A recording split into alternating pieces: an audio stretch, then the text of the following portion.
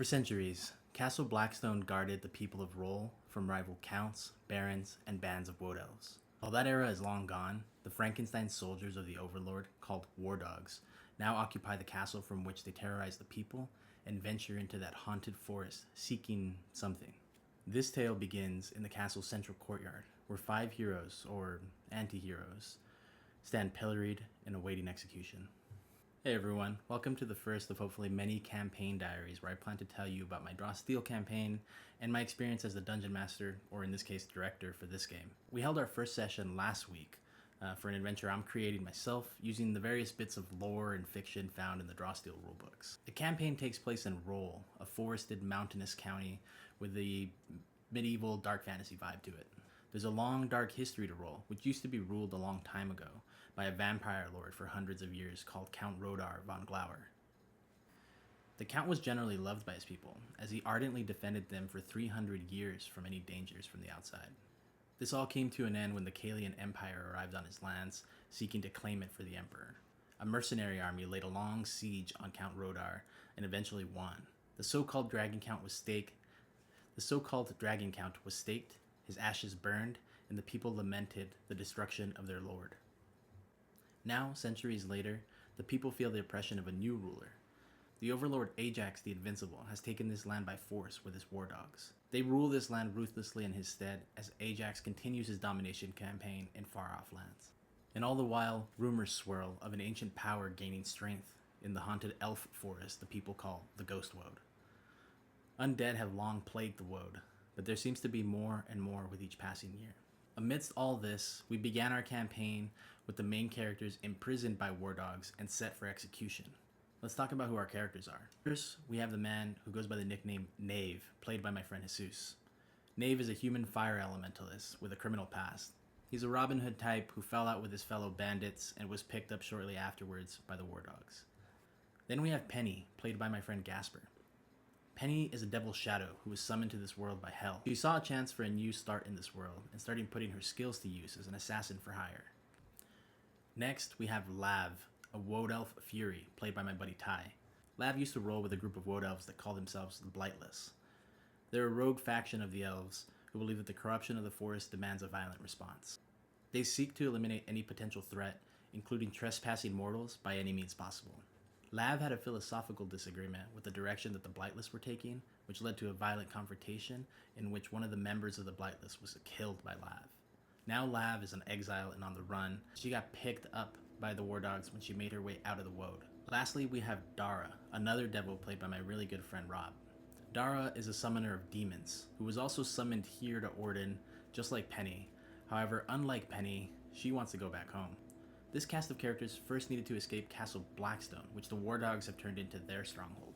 I used the game's montage test framework for playing through this escape. Knave freed them of their bonds extremely easily, using his Escape Artist perk, which honestly I forgot was a thing, but led to an automatic success on his montage test.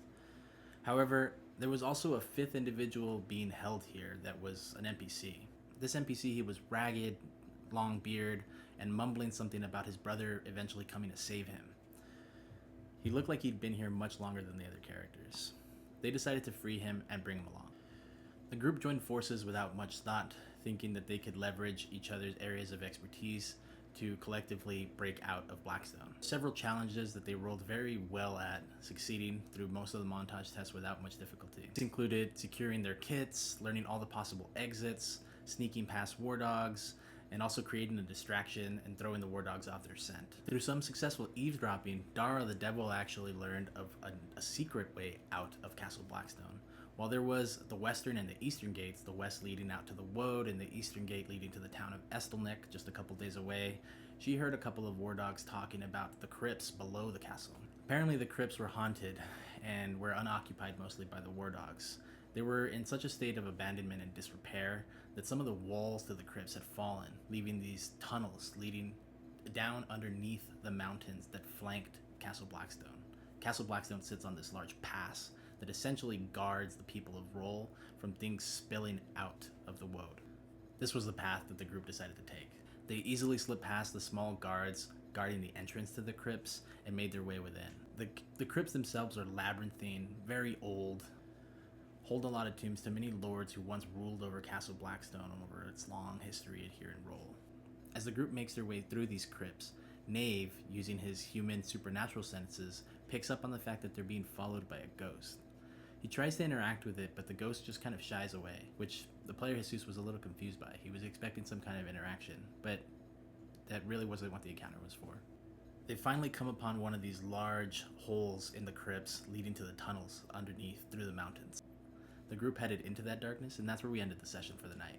This was the first session of our campaign, which really meant that it was more of a session 0 with an encounter tacked on at the end.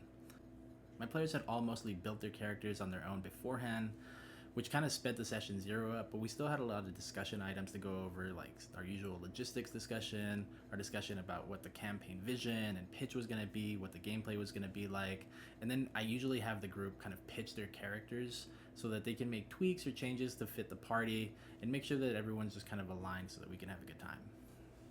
We also did have to spend some time during the session 0 learning how to use the Codex, MCDM's special virtual tabletop for playing Draw Steel. Played on Owlbear Rodeo for quite some time now, and that's actually what we used when we played Draw Steel back in January. But now that we have the Codex, we wanted to kind of learn the system and see if we preferred it. I think we were all very excited by all the features that are offered by the Codex, but I'll recognize it's going to take some time for us to kind of learn all the ins and outs of that software. I do think that the session went really well overall, even if there were some things I wish I had done better, like the montage test.